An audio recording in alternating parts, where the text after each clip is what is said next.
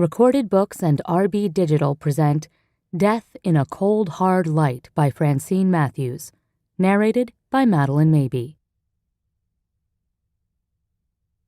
Chapter 1. The cold, hard light of a December dawn hung heavily over Nantucket Sound, turning the sea opaque and alien. It clung to the church spires and curled like smoke along the gray-shingled eaves of the huddled houses. It flew on the spines of maple leaves as they skittered lonesomely down the length of Main Street, and cast a rime of frost over the lettering carved deep in the cemetery's time-worn headstones. The sadness at the edge of the blanketing clouds made the few scallop boats in the harbor seem even dingier and more futile as they dredged less with every cast from the slowly dying shallows.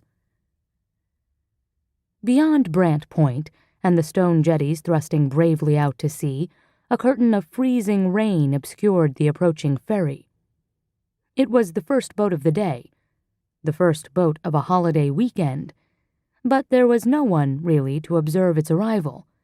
Just a log half submerged in the harbor's chop, seaweed streaming from one end like a tangle of human hair. The captain of the Steamship Authority's MV Eagle sighed deeply at the last of his coffee and dabbed an ineffectual towel over his fogged windows. Ted Moran had been awake since 3 a.m. The wife he had left behind in Hyannis was habitually unkind to him. His wool socks were damp and his toes were chilled.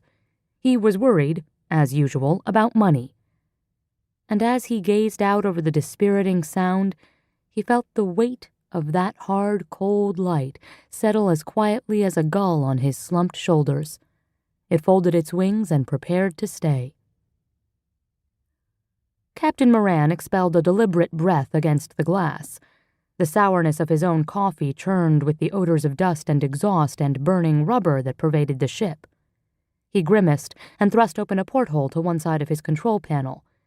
The briny wind dispersed the interior funk.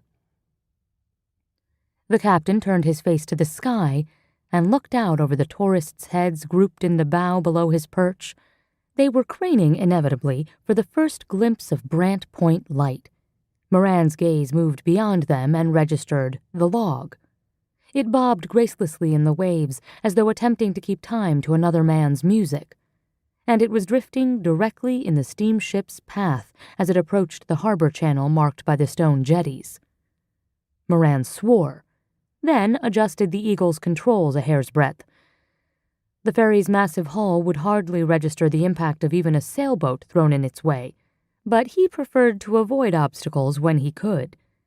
The Eagle began its turn to port, nosing into the channel, and the bow wave shoved the piece of driftwood sideways into the starboard jetty. Spume broke over the jagged breakwater, the log rolled upward, and showed a pallid, mortal face beneath the streaming weeds of its hair. "Jesus," Moran whispered, and at that very moment the tourists began to scream. The chief of Nantucket's police, John Folger, usually awoke a few seconds before the first car ferry of the day rounded Brant Point and blared its horn into the stillness. Like the ebb and flow of the tide, the ferry horn was a predictable sort of chaos. The sound came and went at scheduled intervals, punctuating the island hours in much the way that the Angelus had once divided the devotional day. As if in genuflection to that thought, Chief Folger said a fragmentary prayer into the cold, hard light that filled his bedroom, closed his eyes, and waited. The blow of the ferry's horn came just as he ceased to expect it, a long, multi-toned, ear-splitting bray. When the last note had died away, he swung his feet to the bare plank floor.